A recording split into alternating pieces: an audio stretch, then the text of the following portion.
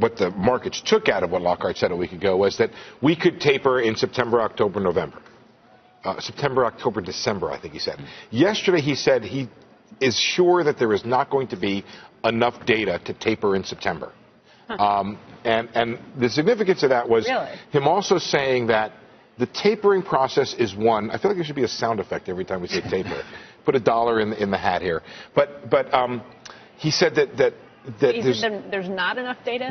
There will not be enough data. He pointed out there will be a GDP revision, an employment report. Going to be September. I was pretty sure too, but Lockhart being in the center of the board and saying he's sure there will not be enough. The point he was making is the beginning of the process it's a long process. It's not that we're going to do it and stop. We're going to begin a process of reducing Fed purchases. These guys go on vacation with their kids and promise them ice cream every night when they're down at the beach and then never deliver, right? Like, at some point, you just have to taper, right? At some point, this is you the have to take opposite, their kids out. Bad metaphor. They're promising to take the ice cream away. Right. There was no twist taper. Why all of a sudden is this such an essential component? No, they've pretty much done that. Because they're fundamentally different. Rick, I mean, other than twist, they pretty much on QE, on different quantitative easings, they've generally eased it down. They don't want to create what they call a cliff effect.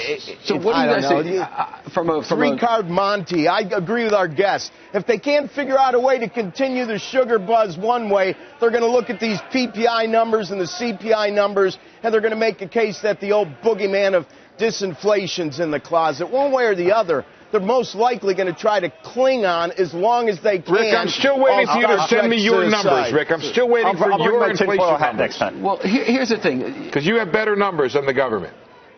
No, I don't have better numbers than the government. You talk about them skeptically and say the government's version of inflation, but you don't have any other numbers. And give me a break, Steve. No, you give me a break. I'll tell you what. Everybody watching this, all you viewers and listeners out there, I want you to send your emails and tweets to Squawk Box to answer the following question. In your lives, is this inflation as low as the government wants you to believe? That's it. Send them in. And I hope it's like Mr. Smith goes to Washington and you're dumping 50 bags of mail on the Squawk Box desk in the morning. So, Rick, the market is so inefficient that if there is Listen, I don't believe the government's calculations. Because you have better numbers.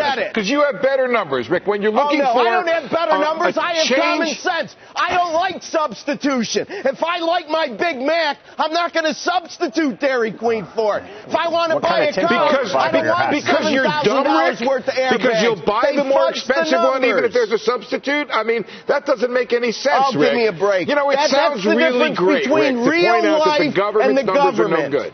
It sounds really great. 6 years after the crisis, and you're still making excuses for them to buy government securities.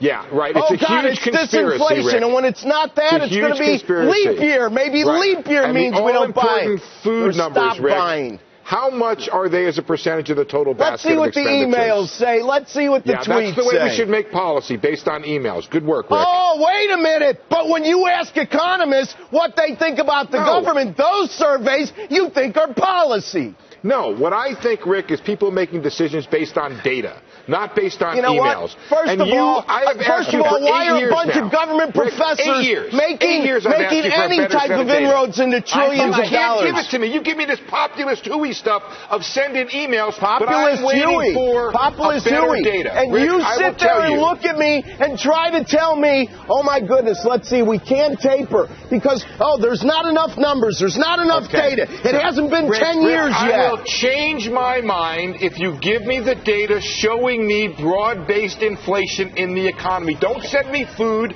Don't send me energy. I will factor that in as a percentage if I don't of a send you total food basket. and energy, that's how we make pretty policy. Much, the amount of ruler I have left is about as big as the brains of people making these decisions. We made smart decisions yesterday. Remember, I was going to buy you lunch. You guys were going to have a nice drink together.